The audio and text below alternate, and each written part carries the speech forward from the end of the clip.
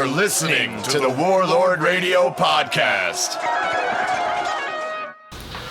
Welcome back to the Warlord Radio Podcast. The Warlord Radio Podcast. We have not already been doing a podcast for an hour and a half. No, not at all. Not at all. So this is a special. It's not necessarily a crossover episode, but it kind of is. But it kind of is. So we got our buddy Jesse Whitedeer here, who has been on the podcast many times. Well, now this is his third. So get this: our previous most recurring guest had been Mr.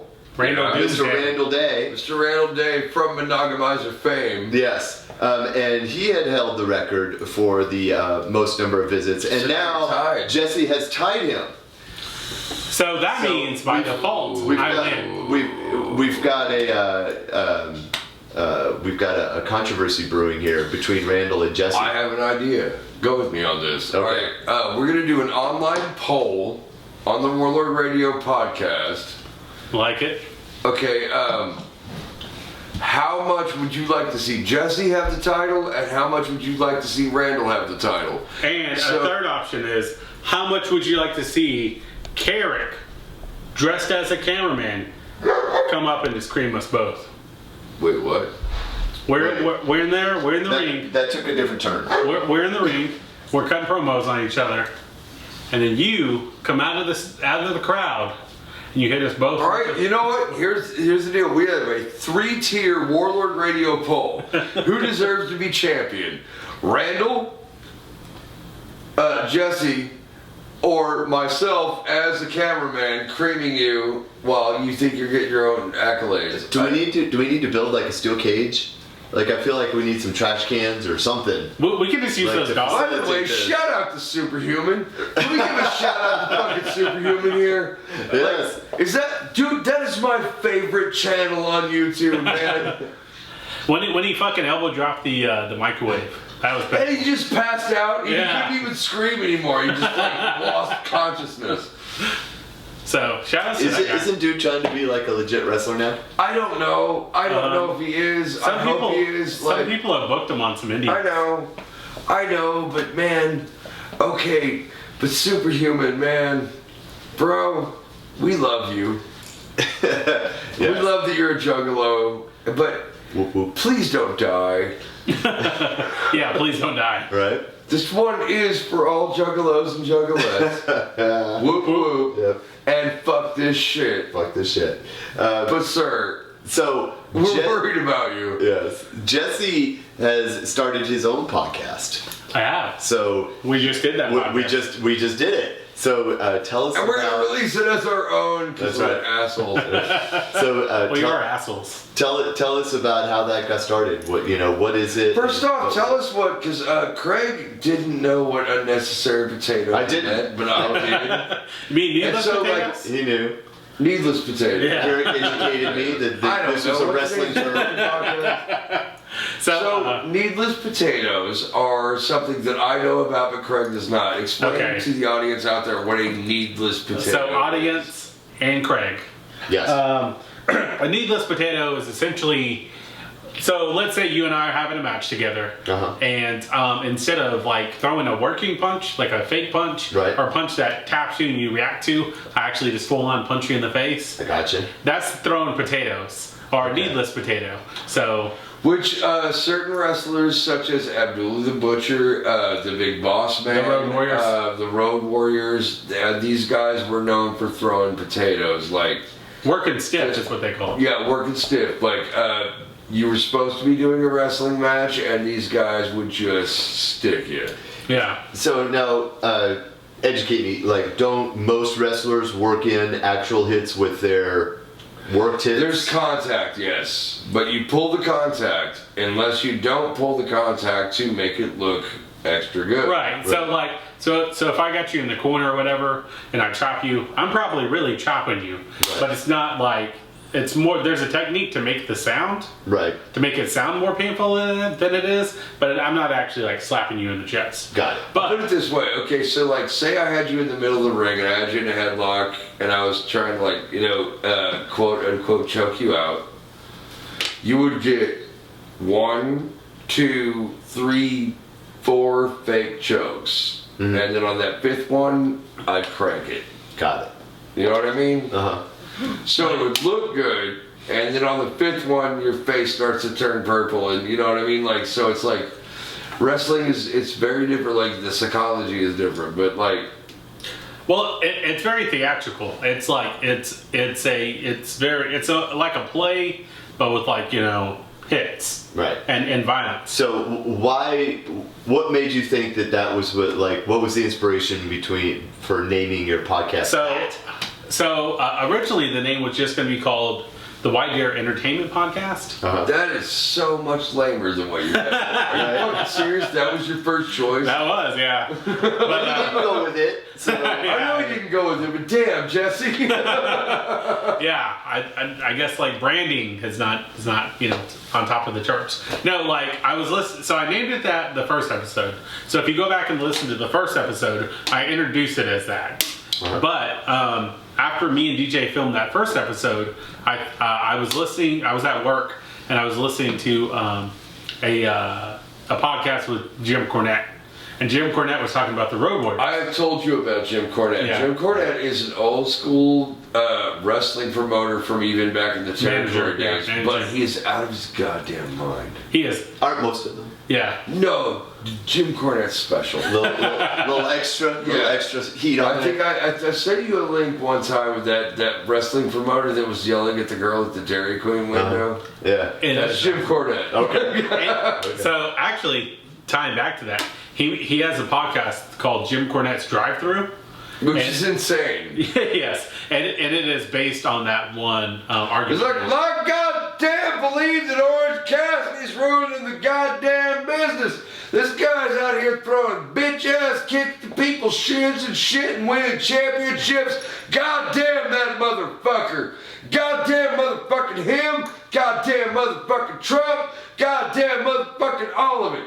That's Jim Cornette. The Young Bucks, yeah. The Young Bucks and Kenny Olivier. The Young Bucks. The Young Bucks ruined wrestling. Fuck Jim Cornette. Hey, Jim Cornette, I really hope you're listening to my podcast right now. Right. I'm sure he will be so bad. I'm very confident that he will be. No, dude, you lied, but like I'm not. I don't know what Jim Cornette's into. That's right. I love Jim Cornette, by the way. I do too, but if you think I don't want to cut promos against him, you're wrong. So I was listening to an episode of that, and he was talking about the Road Warriors, and he was talking about throwing needless potatoes. Okay. So, and then I thought, like, man, that's a badass name. So, I Googled it, and I was like, oh, okay, like, no one's using it, so. No, it's actually genius. Like, when Carrick explained it to me, I was like, oh, that's great. Yeah. Like, that's a great name, because it's weird and unique if you don't know what it is, but then to know that it actually has a meaning behind it, you're like, oh yeah, killer. We talked this potato is just your wrestling stick and you're throwing real fists. You know what I mean? Yeah. Which we talked about it on my podcast, but I'll give the story on your podcast. Please. My dad was talking to a friend of his from Ireland, right, and he mentioned that name because he was trying to put me over. Needless potatoes! You fucking bastard! Yeah, so the good people of Ireland do not like that name because they, as this one guy said, he said, mini potatoes. We needed every potato we could get. They're still getting over that whole famine. Yeah. I mean, it was only 4 years ago. Yeah. Yeah, so, he didn't like, well, that one guy didn't like it, and, whatever. I don't know. Here we are. So how many episodes have you done? So, I think when the episode that we just did drops, it will be episode 11 or 12, I think. Okay. Yeah, so... how often do you release them? I release them every week, so it's... Oh, you're doubling us. Yeah, so it's every week. Punk. Yeah. Sorry, Dad. Jesse, I'm going to double your output. So it's every Friday, and it's available everywhere. It's on Spotify. I saw that. That's awesome, man. Yeah, Spotify. That's where I listened to it. It was on Spotify. Dude, thank you so much. Yeah. That's awesome. We have 10% of our listeners, because I have, it tells me our weekly listeners are up over 200. Okay. And 10% of that are people from Germany. Nice. My people. So, yeah, the mine hurts. No, believe it or not, you know what? You want the Warlord Radio Podcast, for some reason, we're like inexplicably popular in Australia or some shit. Yeah, it was weird. That's what Kevin said anyway. Is that I don't know. Yeah, we had a shout out to Kevin Hinkle. I really hope you're not lying. Yeah, to Sasquatch, us. right? Sasquatch. I don't care if he is. We'll just go with it. But yeah, Sasquatch from Hair Rock Radio. Shout out to you, brother. Yeah, man. But so, you know, you brought your kind of like a mobile setup here, and we did the episode right before cutting into this one. Will you do the episodes like out of like a particular place, or do you just go wherever your guest is, or like tell us a little bit like who are some of the guests that you've had on your show? Okay, so to kind of answer your first question, so I do have a mobile setup. I have like a 4-channel mixer that my brother-in-law Jacob Proctor he gave me, and then I bought the cables Shout and out to stuff. Jacob Proctor. Shout outs to Jacob Proctor. He's a good man. There you go. And then I owned the laptop previously. And then on a recommendation from my buddy DJ Bryant, who we all love. Don't know. Yeah. Who's that? Yeah, we have never talked about it on the show whatsoever. Yeah. Sorry. So Doesn't sound like something I'd like. nameless, good-looking guy. He told me about Audacity, and then I downloaded that, and there's Wait, history. in what year did he tell you about Audacity? Last year, the end of last year. Yeah. So in 2019, 19. you learned about Audacity. I did. I know. I'm such a mark. So You're not even a mark. You're like, you skipped the mark. He straight hit up in the Yeah. seats. He's like, wait, what? Audacity's a thing? Hey, have you guys heard of this thing called MySpace? I'm the Internet Explorer of podcasts. No. I have to do the thing. I have to go do the glitter That's bomb. right, man. And I love you. I love you too, brother. And I love the fact that we get to merge podcasts. Yeah. And this is all gonna change very soon. I promise my warlords, this is temporary. For sure. But I would like to thank Jesse Whitedeer for coming out and letting us thanks hear for having me, dude. It's awesome. the Unnecessary Potatoes podcast. Whatever I it's would called. like to thank Craig Meinhardt for being still my friend. That's right. He has no reason to be at this point. I mean, I still, I accept payment through PayPal. So. I mean, like, you guys are checking out my Steam, like, premium Snapchat, right? I know, yeah. That's what I thought. We'll call it even. You gave me free access to your premium Snapchat, so. Which was sweet, by the way. Absolutely, yeah. He's not even into it, like, sexually. He's just like, hey, man, that's a good hook. Yeah. I just like the lighting. Honestly. He puts it on in the background during dates. He's just like, all right. Yeah. I appreciate the art of a good butthole shot. So once again, as we have had to do for the last, like, 3 or 4 weeks, at about this time, I go and run security for a drag and burlesque show in Denver called Glitter Bomb. That's not Please come check it out. Yes. But I miss you guys. Yes. I miss you so much. I miss you Love you so too, buddy. much, bro. I miss you so much. It's not cool at all. Right. When's the next Dieselby show? Yeah. What the fuck, Actually, man? Give us a full okay. promo. Come on Actually, now. no. You got some shit in the works. Full promo. You want a full promo? Yes, we want full now? promo. Diesel Beast. Diesel Beast Heat. Where's It he? is not blessing the taverns of our usual haunts these days. What the fuck? What Diesel Beast is doing right now is, and you heard it first here, we are recording a new EP. I knew that, but yes, we'll You see. did, Yeah. but To we the are good people out there, there's new shit coming. to the good people out there, like you've been listening to that Diesel Beast album for about a year and a half now, and it's a Love good it. Diesel Beast album. Oh, it's a great album. But we have new shit coming out that is just as good and again just as well produced. So like, Well, new shit, but also new singer. new singer. So it's gonna yeah. have a little bit of a different sound to it. For those of you that do not know, which I can't believe you don't know at this point because Oh, we talked you about it didn't many know? times. Oh, you know. Oh, you didn't know? Your ass better call somebody. I love Jesse White. That's a New Age Outlaws count back, and we're going for it. But Ziggy, the guitar player for Superhero Supervillain, Yes. for about the last 8-9 months or so, has been singing for Diesel Beast. And this new EP that we have going on, this is an all Ziggy EP. Yeah. Hell yeah. And also, like, along with him taking over for Ghost on vocals, you and Jason are doing a lot more vocals. We're doing a lot more vocals. We are also, Jason and I are taking a lot more point in actual production. Right. Because in the beginning, Diesel Beast was very much a Ghost thing. In the beginning, there was darkness. No, I'm just kidding. In the beginning, there was darkness. God damn it, Craig, you totally do that. No, here's what the deal is. Diesel Beast is changing. Diesel Beast is not changing for the worst. And we are doing the best we can, and everybody involved is trying to keep Diesel Beast the way you like it. So, buy our shit. Except for Wyatt, who's just kind of a dick. Yeah, except for Wyatt. I got nothing for Wyatt. I'm more of a Reagan fan myself. What? Rogan? Reagan? Rogan. Rogan. What did I say? You said Reagan. No, I didn't say Rogan. We'll just call him Reagan from now on. Yeah, Reagan.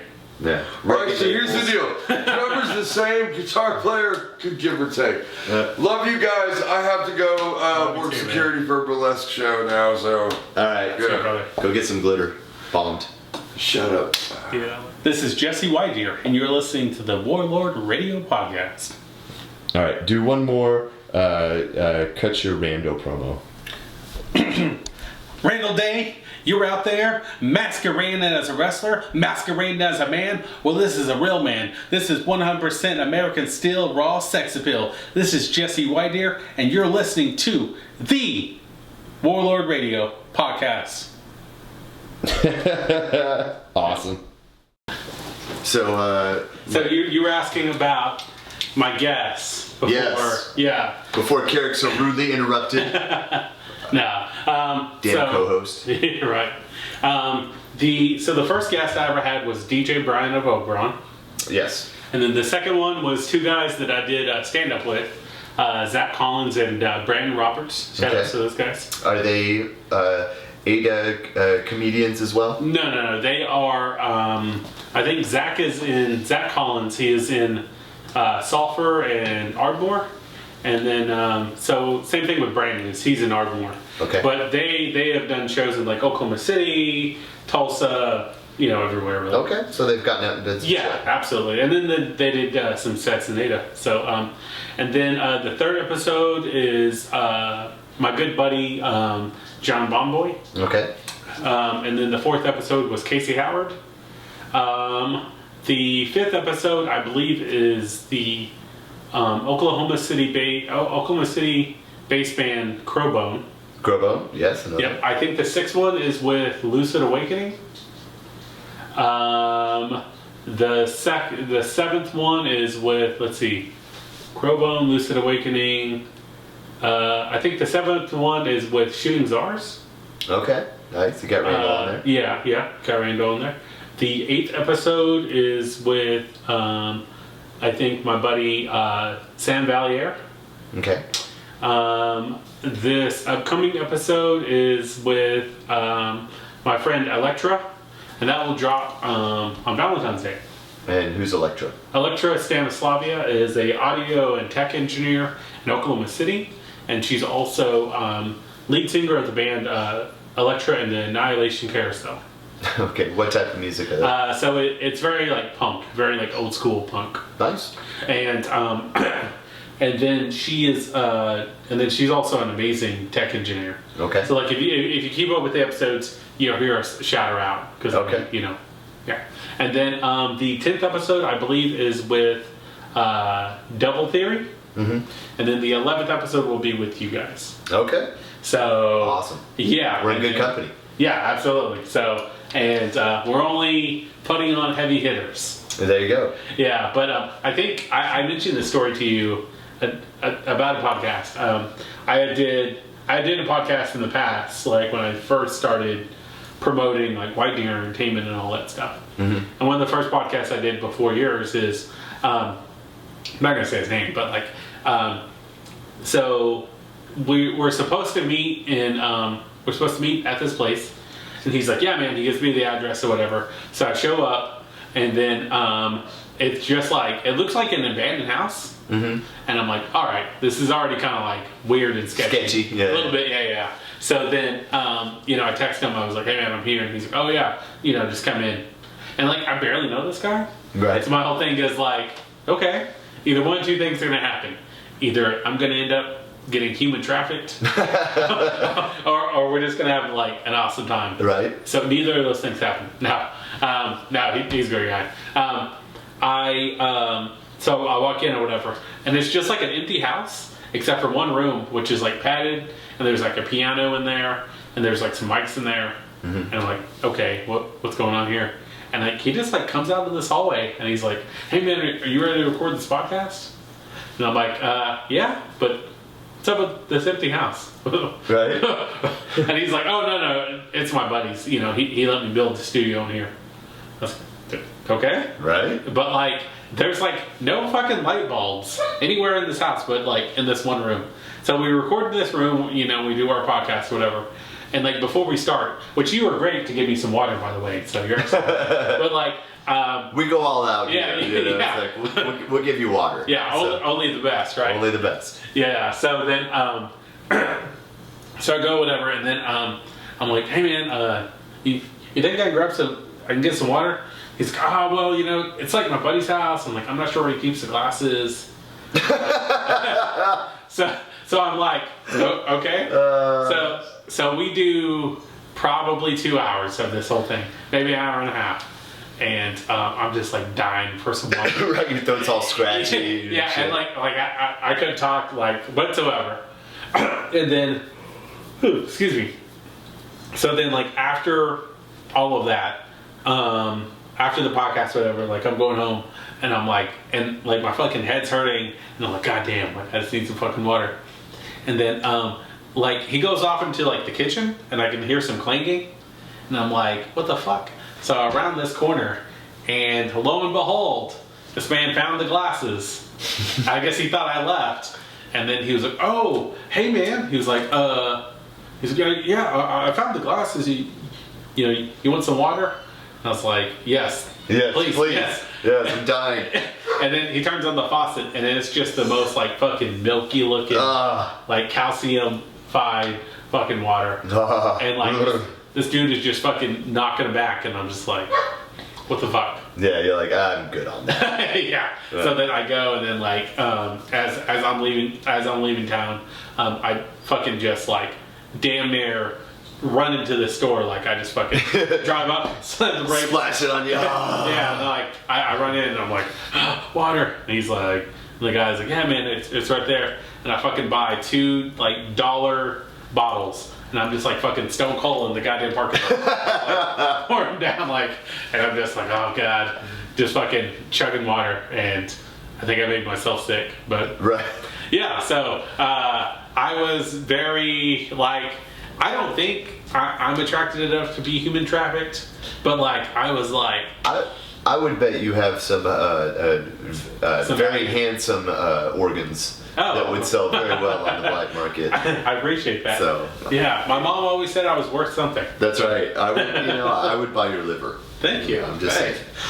Well, I don't drink, so it's probably a good liver. That's what I'm saying. Yeah. So it's in good shape. Yeah, you just put that in there and you got another 12 years. That's right. Yeah. So tell me a little bit about your stand-up. So, it's like I met you, basically through Oberon. Then also, we've played shows that you've done as a promoter, and now you're doing the podcast, but a little bit before you started doing the podcast is you started doing stand-up comedy. And you told me about it, and, you sent me some clips of like some of your bits and stuff like that. Yeah. Is that something that you had been thinking about for a while, or were you just kind of like, fuck it, I'll give that a shot? I think it's more like the second answer, and that like, fuck it, I'll give it a shot, because that's cool. Yeah. Well, actually, I got to give a shout out to my main man, Nate Turner. He, so my friend Nate, he he hosted some of the shows at Sessions, which was a bar owned by Casey Howard. Right. So rest in peace, Sessions was awesome venue. Yes, we loved it while it was there. Absolutely. So, Casey would have these comedy nights there. So you would have like James Gooch was there, Zach Collins was there, Brandon Roberts, Nate Turner, and he had like an open mic situation where you could go up, you could open mic, and then he would have like comedians and then the whole shebang. So then that's when I first seen Zach and Brandon, and then my friend James Gooch, he was doing stand up, and I was always like fascinated by stand up, and it was like one of the first times that I'd actually seen it like local, like I could to this day, like when I seen From the Asylum, which was an old school Ada band, play at the Village Bar. And when I first seen the first incarnation of Our Mother's Martyr play at the EC Ballroom during Joss Fest, that the great Chris Shannon put on, like I remember those. So I remember those as like local shows. So this was my first comedy show where like I remember it. It was excellent. And like some of my takeaways was like, well, I always wanted to do comedy. Because I would have these like bits and stuff in my head, or I would have these situations or these like ideas in my head where like stuff that I thought was funny and stuff I would like tell my friends and everything, and we kind of just bullshit or whatever. So one night after one show or whatever, we were standing outside of Sessions, me and Nate was like, yeah man, he's like, you should try it, like, you're a pretty funny guy.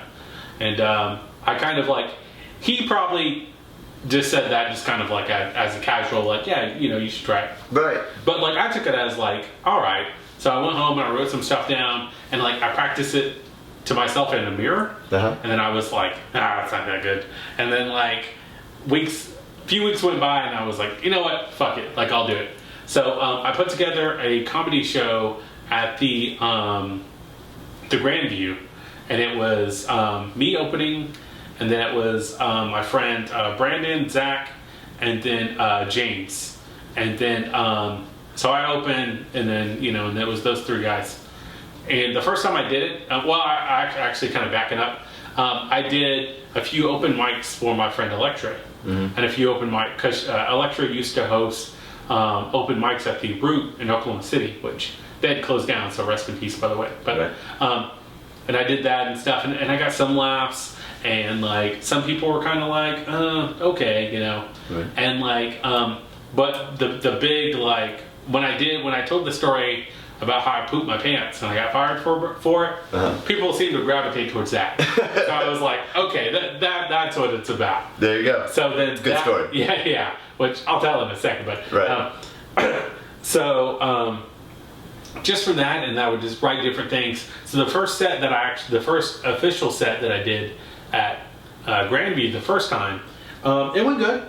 Like there were a lot of people there, and people seemed interested. Like there were some laughs and stuff, and I thought I did well. Like I was fucking terrified though going up to it. Yeah. And like I wanted to be anywhere else but there. Right. But it was like as soon as I went on stage and I did it, like everything was fine. Like in my head I was like, all right, just get the first. And my opening joke was real lame. I was like, hey, I'm Jesse Whitedeer.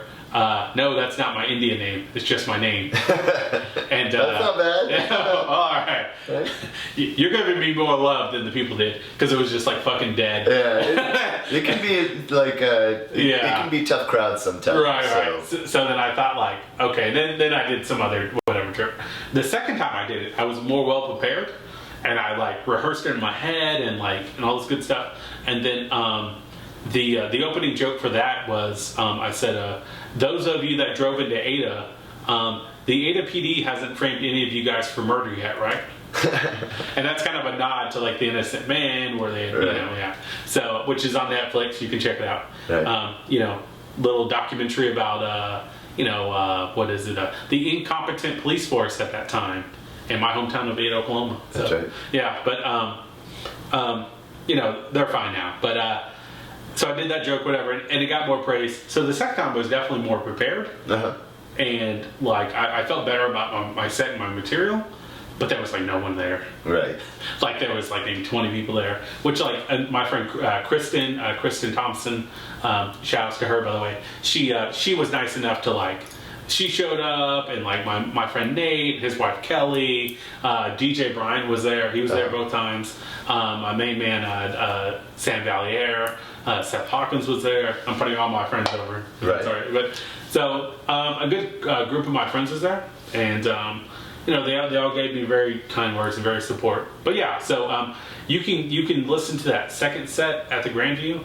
You can listen to mine, Zach's, and Brandon's set on YouTube if you just search Jesse Whitedeer. Well, just give me the link and I'll post it in this episode. Okay, cool. So that way it's there. So just look in the credits to this episode and you'll find that bit in there. Yeah. But like that takes balls to just kind of like, hey, I'm going to do something and then get up and do it because I'm just trying to think, like, it's kind of like a band, like, it's like the first time that you get up and do something in front of strangers or whatever is, you're gonna be nervous, and just that hump of being like, well, you got to start somewhere, just getting out there and just doing it, and knowing that it's like, no, you're not perfectly polished and you're not as good as you're gonna be, but you're better than if you never would have tried it. For sure, and like I can't remember if I heard or read this, but I heard or read something a few years ago, and I kind of went, not to get into it too much, but I kind of went through like a little bit of metamorphosis there, like the middle 20s to like late 20s, right? Where I kind of put a lot of priorities ahead. A lot of my priorities I kind of managed, right. But one takeaway that I got from something that I read or heard was that just do anything, action. Like you can. Well, actually, it was Chael Sonnen. So Chael Sonnen, a former UFC middleweight.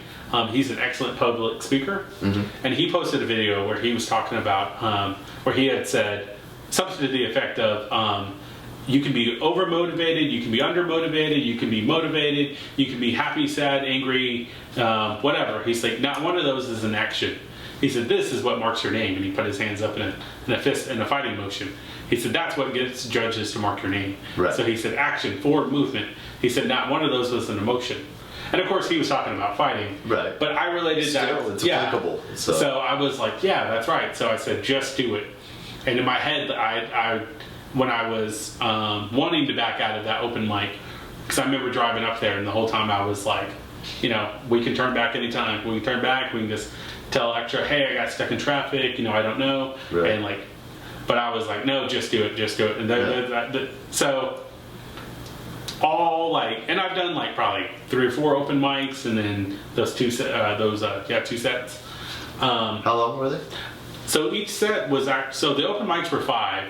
Each set was, I think the first one was like 20 minutes. Okay. And the second one is like 25, 30. That's a good amount of time. Yeah. Like, which, it's much like anything else where like, I found my footing like midway through my set. Okay. So it's about 10 minutes of like me doing my stuff, and then around the 10, 11 minute mark, I start to feel a little more comfortable with it. I started hitting my stride. I started getting more confident, and then I ended, and then everyone seemed to like it, and then I can't believe I forgot about my man Jeremy Wingard from Oberon. Jeremy, yeah. He and his lovely wife Megan, they came out and watched me as well, and Jeremy's always supportive. He's always been incredibly supportive of anything I've done, of the podcast, of right. He and DJ and Logan. Logan actually critiques me about the podcast. Yeah. He'll tell me if it's too long. He'll say, "No, you're rambling. You sound like an idiot." Or so the inside joke is like, Logan does not get to critique the episode that we did. Yeah. With Warlord Radio, because it's perfect. Logan. Oh yeah. Logan Cowwood. You got to say the whole name. Logan Cowwood. Yeah. No. But yeah. So I know, I understand that was a long-winded answer to your... No, it was great. It was great. But it was, is it like, very much like music? Are you ever nervous when you go out and do a show? No. No. But I definitely was the first time. Probably the first like few times where it's like the nervous butterflies and stuff like that is after a while, at least for me, is it goes from not nervous, but you still get the rush of energy. Like, so it's not nervous energy where you're like unsure of yourself, but then it turns into more of a thing of like excitement, where you are, and sometimes still things will still go wrong, and it's like, whatever. It's like you can still have issues or whatever, but it's not the nervousness to perform. It's like it's the excitement to perform. It's a lot of the same type of energy, just kind of like redirected. Well, and I think to and maybe to tack on to what you were saying is, and I don't want to speak for you, of course, but I think what it is for me is like whenever I do something, like because I had also done like poetry, and I've like read and done stuff like that in front of people. Not so much to the magnitude that you've done, but like I already know what I want to say. So I know what I want to say, and like when I'm past the nervousness, it's like, all right, I'm just here to do my job. I'm gonna go ahead and I want to make sure it sounds good, and I want to make sure it goes over well, because I don't want it to seem I don't want to make a fool of myself, Sure. Yeah. Is that much like what you were talking about, or is it like you want the show to go good, obviously? Of course. Yeah. I mean, it's for me with stuff with the show is that there's always like chaos like right before you play. Sure. It's like playing with a band is the band before you ends, and it's like all of a sudden it's like the clock is on. You're like a NASCAR pit crew. It's like you're trying to help the other band get their gear off stage. You're rushing to get your gear off stage. Like we bring things like light and fog and props and stuff like that, and banners. And so I'm like rushing to get all that stuff set up, and we're trying to make sure that we get like sound check in and get everything good to go. Sure. And so it's just literally like hyper focus. It's just like boom, boom, boom, trying to make sure that everything is set up in the shortest amount of time possible. Because, you're talking about like 15 minutes. Well, that's not 15 minutes of sound checking instruments. That's 15 minutes of helping the other band get their stuff off, getting all of your shit up, getting everything set to go, getting ready to go. And that's one thing that I'll say about Oklahoma City, Ada, and Denton / Dallas's scene is that you guys help each other get the gear off. Right. And I've seen it go the other way, where like the guy setting up his drums, the band previous is like trying to get their amps and trying to get everything off, and the band is like talking or hanging out or whatever. Right. Yeah. Taking their time. Yeah, but that's great that you guys do that though. Yeah. It's very cool. Well, I mean, it's like a lot of times we're playing with bands that we know and that we like, and even if it's somebody new, it's like you want to be nice and helpful and stuff. Sure. But it also has the function of like you're trying to maximize the amount of time you have, because it's like if someone's up there just taking their sweet time to get their shit off, then guess what? Well, you get screwed on your set. On your time, yeah. And you're just trying to help the process along. And just like, when your band ends, it's like, well, the next band most likely will try to help you, like, let's get your stuff off. Yeah. So, some people don't, but it's whatever. It's like we got a pretty close-knit music scene around here. So it's like we always try to help each other out. For sure. I think that's really cool. And I really like it. I really appreciate the kind of camaraderie that comes with local music. Right. Because even if, like you said, even if you don't know a band, you're willing to help them out. Right. You're willing to, unload their stuff for them. Get yourself on, and you guys are great. Silver Tongue Devil and Diesel Beast are both great about sticking around for people's sets. Yeah. You'll stick around from front to end, and you'll stick around for your buddy's set, but also other band's set. Yeah. And then and vice versa. So anytime I see you guys play Silver Tongue Devil, it's always a hell of a time. Yeah. We always have a good time when you show up, but like to me, that's part of a show. Like I like to check out other bands and see what they're doing. Sometimes you get distracted because you need to go to, man the merch or, get something out of the van or, to get talking to a friend or a fan or something like that. So you're not always like 100% focused on the other bands, but you always try to make an effort. And it's always noticeable when bands don't do that. Because there are bands that will just roll in and they'll just only be there for their set and they'll take off as soon as they're done and they don't watch anybody else. And, it's like, look, that's fine. You can totally do that. It's been my experience that those bands don't last. Yeah. Like, period. Like, I have not seen a long-running band that pulls that.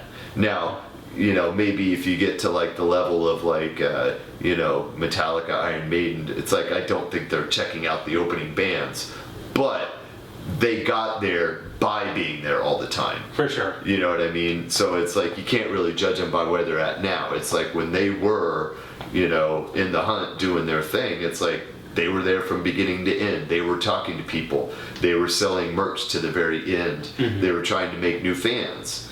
And if you're not trying to do that, cool, man, there's the door. For sure. Well, and it's like, I had seen Cancer Bats, Devil Driver, a few local bands in Guar play at the Leon's Lounge in Oklahoma City when that was a thing. Yeah. And David Brody from Guar. David Brocky. David Brocky, yeah.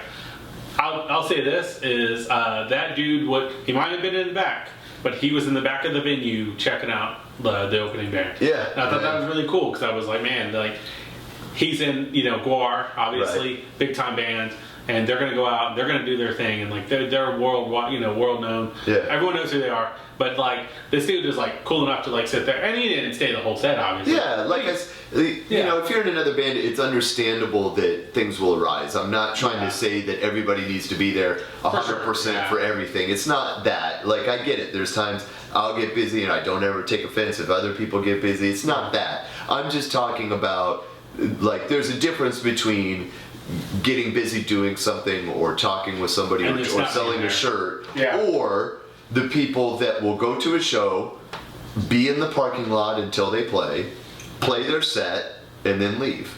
Yeah, or stay in the parking lot. Or stay in the parking lot, and then ask if they made any money. Yeah. And it's like, all right. It's like, it's fine if you do that, but people notice. Yeah. Other bands notice, a lot of bands network. I mean, it's like, look, it's like we will trade shows with other bands. We make friends with other bands. We will try to give other bands opportunities, but not if you pull that shit. Yeah. So it's just like, look, you're just fucking yourself if you do that. Yeah. So is comedy something that you plan on continuing? Maybe not in the immediate future, but I definitely want to do it more. Yeah. I just seen Zach and Brandon, and they did a set, and along with Cameron Buckles, Adrian Corwin, and James Curtis. They all did a set at the Drunken Fry in Oklahoma City about last weekend. Okay. And like watching them and stuff, and kind of watching them do crowd work and the jokes and stuff.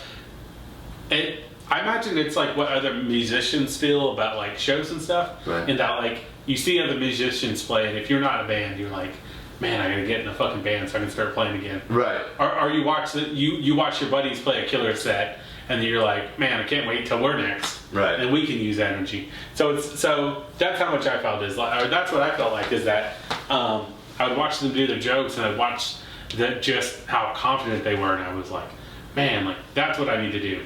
Like I need to work on it, I need to polish it, and then I need to just fucking like kill.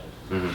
And I made it up in my head that like, okay, well like no matter what I'm gonna do, I'm just gonna go and do it, and I'm just gonna like fucking come out like a bat out of hell, and just fucking do it aggressive, do it right, and see what the fuck happens. Yeah. So, but yeah, I mean I have some stuff written down. It's just there's no comedy scene in Ada really. Sure. So all the places are in like Norman or Oklahoma City or Tulsa. I think you guys have a comedy scene down here in Denton. Yeah. I've seen them do comedy shows at J&J's in the basement. Oh, really? Yeah. That creepy basement down there? Yeah. Hell yeah, dude. Yeah. No, yeah, and then obviously Dallas has a big comedy scene. Oh, for sure, yeah, absolutely. And actually, something I'm really excited about, I'm not performing, but Mick Foley, he does stand-up. I heard about that. Yeah, Cactus Jack, Mankind, Dude Love. He's going on tour, and he'll be in Oklahoma City at the Looney Bin on March 31st. And he's doing a comedy set there. Are you going? Yes. I bought the VIP. The VIP was like $50. Do you get to like meet him? Yes. It's a meet and greet, a picture, and you get 2 things signed by him. Dude, that's good for $50. And like you get front row, and I'm fucking wearing. Stoked, man. Yes, I'm wearing my red flannel. I'm wearing my fucking Cactus Jack shirt. Okay. And I'm just gonna fucking just stare at him. There you go. Creepily the whole time. It's gonna be fucking awesome. He's probably gonna regret meeting me because I have so much fucking questions. Right. And I'm just gonna when I meet him, I'm just gonna be like, man, I love this and this and this. And when you did this, so much where he's gonna be like, all right, kid, get the fuck out of here. Next. Yeah. Being drugged away no. Right. Yeah. More. I've got any questions. Yes. So, that's cool, man. Yeah. And that was a lot like the great Casey Howard. He actually wrote a book called A Scarlet Awakening. And then, which have you read it, by the way? I haven't. Not yet. Yeah. I'll get with him and see if he can get that PDF out. Please. But I mean, I'd be happy to buy it from him. Yes. So. Oh yeah. And I was fortunate enough to buy a physical copy, and I read that thing front and back, and I had so many questions. Yeah. And it was an excellent book. Casey is a fantastic writer, but I just we had a show I think a few days that weekend because I had read it that Thursday, and then that Saturday we had a show in Ada. And I just followed him around the venue and had so many fucking questions and insights. And he was just like, all right, fuck, leave me alone. And I was like, well, what about this? And when you wrote this, did you mean this? Was it, yeah. But that's great. That's what you want in someone that checks out your work. For sure. It's always a tricky thing, having someone, check your stuff out, right? Because it's always a necessary part of anything that you do. It's whether you're writing something, whether that be a story or a song or a joke or whatever, is you need to get some input just to see, what someone else thinks. Yeah, and especially it's put in a lot of time, and when you give it to friends or whatever, is sometimes you can get the feedback of, oh, it was really good. Yeah. And that's it. Yeah. And it's do you have any insights or notes or questions? Oh, I mean, I liked it. Yeah. Is it now? And so it's just kind of that's not helpful. It's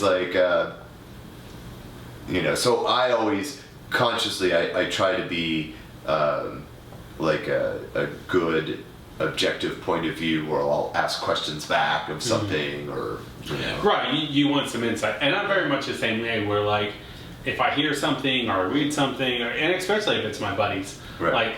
I definitely want them to know my thoughts and feelings on it. Yeah. Not in a narcissistic way, but no, that's what you want. That's literally what you're asking for is somebody's input, And it's and I think there's definitely a fine line because you don't want to be rude, but you want to give if someone's doing something wrong or if someone's doing if it's something that maybe you can work on, because I joked earlier, but Logan did give me some great critiques where he had said, if you do this and this, you were kind of trailing on this syndrome. Yeah. And I was like, okay. So I went back and listened to it, and I was like, oh, okay, yeah, he's right. That's good. Yeah. That's helpful input. Yes, very much. And I was like, oh, he's right for once. The one time. Yeah, no, he's fine. But like my friend Kristen, this is before I ever did a podcast. But we were, I had recorded that creepy podcast I told you about. Right. And she was like, yeah, and it was good, but after about an hour, I kind of tuned out. Yeah. I was like, okay. And then I kind of took that where if I do my show, I try not to do more than an hour. But if we're having a good time, I'm not going to cut it short, of course. Right. But I'm conscious of that, and I'm conscious of like, okay, well, I don't want to go over, and I don't want to make it too niche. And because I love pro wrestling, right? As you well know. I've subtly picked up that. So I could talk about pro wrestling like all fucking day, but I know that not everybody does. Mm-hmm. So whenever I do stuff, or whenever anything I do, I try not to make it too niche. Right. You know, where people are going to be turned off by it. And but yeah, so I think the key is just trying to find that balance. Yeah. And whether you're giving critiques, or whether you're making something, or whatever it is, you know. Mm-hmm. Yeah. Is it now? What's some? I guess that for me to interview you, what's some of the best advice you got of anything? That's tough to say. Maybe I guess the more specific. What's the best advice you like? Musical advice, or advice towards music?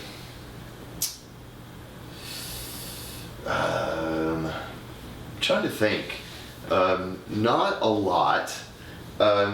You tend to learn things, or at least something. So people will give an opinion, which is fine. You know, it's like you certainly can't argue with people about opinions, but you know, you also have to take them with a grain of salt. So you know, someone can say, oh, I really loved this about a song or your act or whatever, but I hated this. You know, and typically people won't say they hated it, but it'll just be like, oh, I didn't like it, or I thought it was boring, or whatever. You know what I mean? But if you ask somebody else, someone will be like, oh no, this other part was my favorite. And so what you kind of see over time is that people don't agree on things. Yeah. And just because somebody really likes one thing but dislikes another, that doesn't mean everybody does. Right. So then you have to weigh that and be like, well, what do you want to do? What are you trying to do? And so over time, you know, other people's input and opinions and stuff like that, they really just kind of help you hone your own idea of what you're trying to do. I gotcha. Yeah. You know what I mean? So, I'll give you an example. One of the things that we do is when we play, at a point in the show, I'll bring out this big spear that we have. Yes. You know, it's like this giant, actual, metal thing that you could fucking kill somebody with.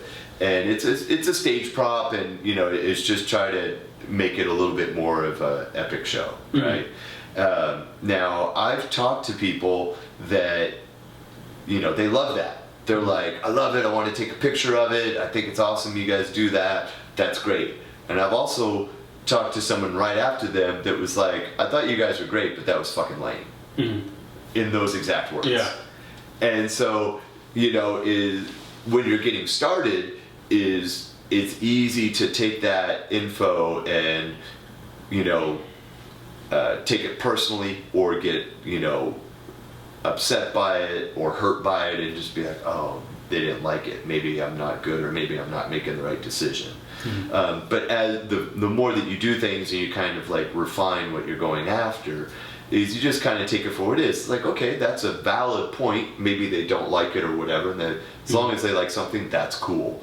Right. But that doesn't necessarily mean that we're going to cut it out of the act, because I've also heard from a bunch of people that think that that's awesome. Yeah, which it is really cool. And you know, you just want to be cognizant of that. And it's the same thing. It's like somebody might be like, my favorite joke was your first joke, and, you know, I thought by the end it kind of trailed off. And then you might talk to someone and be like, well, I thought it took you a while to get going, but then by the end you really had. Yeah. You know what I mean? So what do you do with that? You're like, well, okay, maybe that means I could tighten up some things, and maybe I need to punch up the middle, or whatever. Yeah. And you just try to spin it in the best way that you can. I gotcha.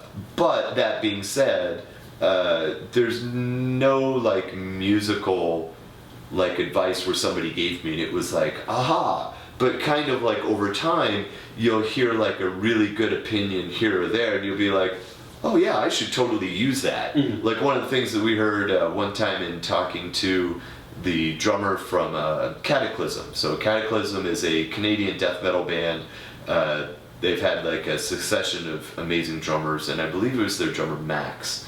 but he was talking about playing to a metronome, and he uses like his iPod earbuds, and then he just like programs his phone or like an iPod with their BPMs, and then he'll play to that.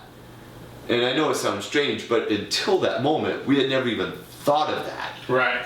You know, and then it was like a light bulb went off. It's like, oh, that's a good fucking idea. Yeah. You know what I mean? And so it's like, then from then on, it's like practicing and playing. It's like, oh yeah, we should totally adopt that, you know. So there's little things like that you'll develop over time, where it's not like, you know, someone told you, hey, you should do this, but it's just kind of like you'll see that somebody does something like really good, and you're like, oh, I should probably do better at that, right? Like you do, yeah. You know what I mean? Or sometimes it's seeing something bad. So it's like one thing that I really consciously try to work on for the band is, well, what do you say to the audience? And where do you say it? You know, it's like, because every band is different. Some bands there's very little talk to the audience. It's like they get up there and they play, and that's kind of it, right? It's like, I love Megadeth, right? But Dave Mustaine basically will not talk to the crowd. Yeah. Like, he will like play songs and then be like, thank you, right? On the other end of the spectrum is someone like Iron Maiden, and Bruce Dickinson is like, he will talk a lot to the crowd, and he'll get them pumped up, and he has antics and stuff like that. And they're both good, but you got to make them fit yourself. And so, you know, when you're starting off, you're not good, and you're playing with a lot of other bands that aren't good, and you're kind of learning. And I learned pretty quick, I'm like, one of the things that kills the momentum of the show is between songs, and then there's just dead space. And then what do you talk about? And a lot of people, like, my pet peeve is like, people are like, tip your bartender. I'm like, fuck off, we're here to listen to your music. Yeah. Tell me something interesting, or don't talk at all. Yeah, and that's one thing that I was gonna say it, but I think you're segueing into it. One thing I love is that, like, in between, they're like little monologues in between your songs, is that you'll kind of give a history lesson. And then one great thing I love is, like, you'll say, that has nothing to do with the next song. Yeah. And then you'll display the song. Yeah. Yeah. So. And you know, that stuff just comes from trial and error. And then, again, it's like, you know, as I was doing that kind of thing, I would have people that would be like, oh, I thought that was really cool. You told, like, a little story or whatever. And then I would have people would be like, I hated that. And, you know, it was like, okay, you know. But then after a while, I just kind of, you know, you try to find your rhythm with it, and, you know, you try to find how you're going to spin it. Yeah. So, you know, you just kind of, you got to keep plugging at it, and it's just a constant work in progress. So you just pick up, like, little bits here and there. And sometimes the little bits of knowledge that you'll glean from things are how not to do things. Right. And you know, that's kind of where that whole answer came from. Is that advice isn't always something that someone will tell you. Advice can be you watching someone else and being like, oh yeah, we don't want to do that, you don't want to make that mistake. Well, like, and I told the story before, but on my podcast, I was doing the carrot thing, where I was going to say on the last episode. Right. Yeah. So on my podcast, I had told this story, but I'll tell it on yours. Yes. To all the thousands and thousands of listeners out there. Well, yes, obviously, to our worldwide international audience. But I think that kind of going on what you were saying, is like, talking to the crowd is very important. Yeah. But and I've seen some kind of gimmicky, goofy entrances, and that's fine. You know, you're trying some stuff out. But there was this band, and then they were playing at my buddy's house, and their names were Gates of Vengeance. Okay. So and they were like teenagers, you know. So you know, it's a funny story. So and the lead singer was like, "Welcome to hell, everybody. We are Gates of Vengeance." Yeah. And then, you know, and then like two people clapped or whatever. Right. And then but it was like every song was like "Welcome to Hell," and then it was like the song. I got you. Yeah. And then I was like, okay, well, are we welcome yet? Yeah. Right. Yeah, I got it. Yeah. Okay. Yeah. You're 6 songs in. Yeah. But it was. So I appreciate that they were trying. Right. But I think it's important not to take yourself too seriously. Yeah. But you also got to take it seriously. Right. Because, like, it is like music or comedy or whatever it is. It is very much something that you put a lot of time and effort into. Yeah. And you want it to come off good. Right. And you want to put on a good show. And you don't want to fuck around too much. Because I've seen that too, where like bands they'll just get super hammered or they'll get super high and they'll play and then they'll just like fuck off and then they'll like, and I've seen like where a guitar player was like, man, fuck this, I'm just going to go and like drink some more. Right. Or like he'll be so drunk that he fucking just literally falls off the stage. I've seen that. Yeah. And it's just, so it's like trying to find that balance, I think. Yeah. So, those kids could have done worse, other than, doing it. Look, everybody starts somewhere, and, everybody you learn from your mistakes. If you're good, you're learning from your mistakes. But that's it. It's a hard thing, no matter, what type of performance you're doing, whether it be I don't know comedy, but I just know, like, standing up in front of a crowd and, like, saying something. It's really hard to find that dividing line and stay in the good zone of talking enough to keep them interested, but not so much that they're bored. Yeah. And especially with music, because I've totally gone to see bands like I remember seeing Pantera and then Down with Phil Anselmo in the days like right when Pantera was ending and he was like deep in his drug habit and stuff like that. And it was atrocious because he was so far out of it that he would talk for 5 minutes between each song. And it wasn't like a coherent story, but it was like mumbling and trying to get, crowd going and stuff like that. And you need a certain amount of that. But not for 5 minutes between every song. So what happens is by the end of this set, there's more talk than playing, right? Yeah. Which sucks. Yeah. But you also don't want to go to the other extreme where you're not acknowledging the audience. Like, for me, like, I know there's a lot of Tool fans out there, and I enjoy their music. But live, aside from, like, the lights and stuff like that, I find it painfully bad because they will go out of their way not to acknowledge the crowd. And I'm like, hello, we're here. There's thousands of us. Say something. You know what I mean? Yeah.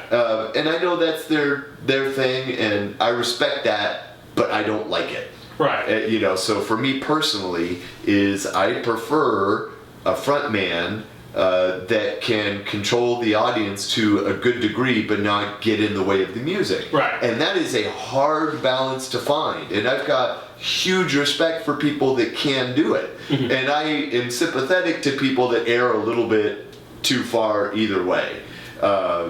It's like, but you at least got to try. Yeah. And it's the same thing. It's like there's comics that I've seen at like underground shows or like bigger shows and stuff like that, where it's like they're good at telling their jokes, but you can kind of see the wheel spinning between. They don't really know how to transition, or it's like they might be trying to work a room that you would try to do if it was a packed show, but there's 10 people there, so you can't work it the same way. You know what I mean? And those are the hard bits that you really got to kind of figure out.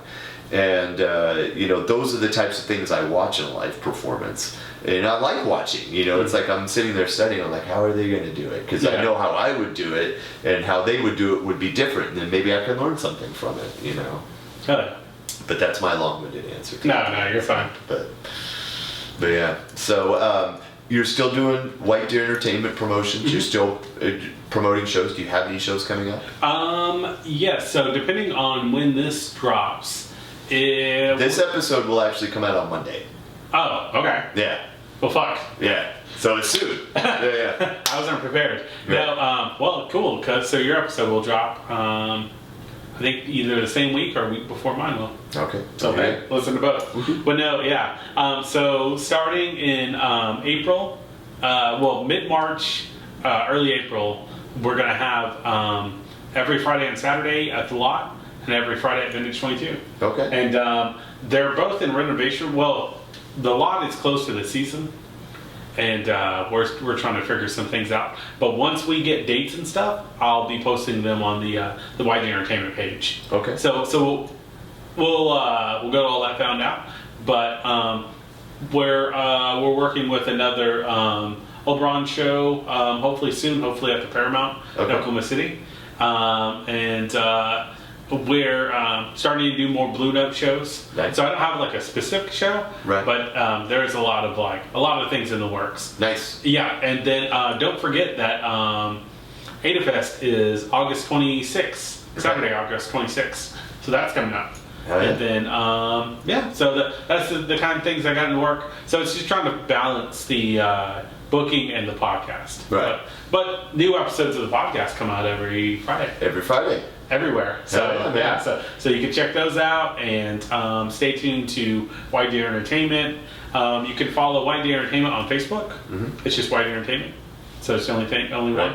The Needless Potatoes podcast, you can follow us on Instagram and on Facebook as well. And you can listen to us everywhere. And if you have any comments or suggestions, send them to us, and I will throw them straight into the trash. Right. As you should. Yeah. No, not really. But So I've had. I'm not going to say her name, but I had a woman just message me and then tell me how sexist I was. Oh. And then how sexy you are? Yeah. We'll go with that. How sexy I was. Did she give a reason on why she thought you were sexist? It was during the, and I'm not going to say her name because I don't want to be rude. Yeah. But one of the episodes is I find that sexist. We were talking, and it was her logic was that whenever I was talking about performers, like musicians or comedians or whatever it was, I was using male pronouns. And I wasn't. So I was saying they and it was actually a male performer that I was talking to. Right. So I was talking to him about his band, and it was like. So she was looking for a reason to be upset. Right. So it's not like I could be like. So if you were a woman or as a non-binary person or whatever it was, and definitely everyone has the right to exist in this world, and everyone has a right to do whatever they want to do in their own personal time. Right. God bless them. Not God bless them, but Hell Satan. Hell Satan. Yeah. Hell Satan. But good for them, and I support everybody. But that's when you're fishing for something. That's where the issue is. Oh yeah. It's I could listen to your podcast, and I could say well, you didn't say anything about me. Oh, you would find plenty to be offended about by listening to any of our shows. Yeah, right. So I figured, so she had did that or whatever, and I was very cordial. I was very well, that wasn't my intention. I said, I apologize if you got that. I'm sure you were super nice about it. Yeah. Much nicer than I am. So I blame my Mormon upbringing, but yeah. So I was just hey, whatever. Whatever. So that wasn't the intention or whatever. And then she was just it was good, but I couldn't listen to the rest of the episode because of that. I was okay. Yeah, okay. Well, and? So, sorry you feel that way, but see you later. Anyways. Right. Yeah, I mean, look, you're never going to appease everybody. And, there's and you shouldn't have to. Yeah, and there's a difference between, like I said, people are going to have opinions. Everybody has opinion. No big deal. Mm-hmm.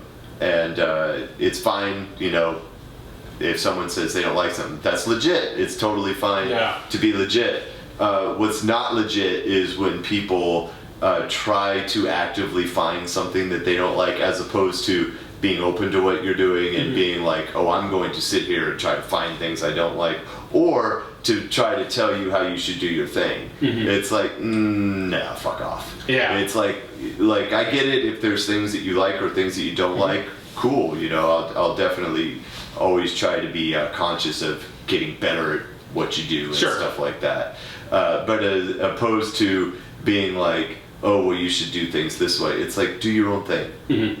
Do your own thing. It's and yeah, exactly. Just if that's how you feel about it, go do your thing and fuck off from this. Yes, very much, because it's and I'm sure and you've booked shows before. Oh yeah. You promoted. You've played in bands. You've done all these things. And me as a promoter and me as a booker, I can't tell you how many times I've had people come up to to the and I know we got to wrap up here in a second. Oh no, we're good. But I can't tell you how many people have came up to me and have said like, yeah, I like that, but you should book country bands. Right. Or I like that, but like, yeah, but that wasn't heavy enough. You should book death metal bands. Or yeah, like this and that. And at first I was polite, but then it's like when people are rude about it, there's a difference. There is. There's a big difference. Very much what you were saying is like if someone says, hey, I like that one band, but I didn't like that other band. Okay. That's legit. Yeah. It happens. That's fine. Yeah. But it's like I've had people come up to me and they'll say, yeah, that was good, but like if you would have got a male performer instead of a female performer, or like fuck off with that. It's like that's the thing. It's like someone can't dictate. It's like it's great to see female performers. It's great to see male performers. It's whatever. Mm-hmm. And if you've got like a particular shtick, you're like, all right, we're gonna have like female night. Mm-hmm. Great, have a female night. But if someone comes up and be like, your female night was bullshit, you should have a male night, fuck off. Yes. But by the same token, is if you happen to have like a majority of male performers and someone's like, I don't feel like you have enough female performers, go fuck yourself. Yes. It's like, look, it's like you're just trying to put something creative out there. Exactly. And people are going to connect or they're not, and that's totally legit. The issue is not disagreement. Absolutely. The issue is that there are a small number of people that feel entitled to tell you how they would run it. Mm-hmm. And that's just bullshit. Well, and my answer to that is, hey, look, man, this is what I did to book this show. You know what? You hit up the ECU Ballroom, you hit up the Elks Lodge, you hit up Sessions, you hit up Vintage 22, The Lot, whoever. Or if you want to host a house show, whatever you want to do, man, you get the equipment, you get everything together, and you do whatever it is that you want to do. Yeah. And you get people to come out, and you promote it, and you tell your friends about it, and when somebody comes up to you and says like, yeah, these country bands were cool, but you should do this and this. Yeah. Then give them the same advice I'm giving you. Or like not, or go fuck yourself, whatever. Because it's like, I don't know, like I'm not here to feed your ego. Right. And, if you don't like it, if you love it, great, love to have you. If you don't like it, then, whatever. What are you going to do? Yeah, exactly. Well, I think that's a great way to end the show. Yeah. Thank you, man. We had a great time. Dude, we did the Needless Potato podcast. The Useless Potato. I'm sorry. The Useless Potato Podcast. No, it is the Needless Potatoes podcast. Oh, okay. Carrick was calling it the Useless. Okay, so I had it right. Yeah. So we did two podcasts tonight. Jesse, thank you so much for coming back on the show. Yeah, we'll post all of your contact info at the end. Come out and stop me, please. Yes, and somebody smash a chair on Jesse's back. Yes. Yes.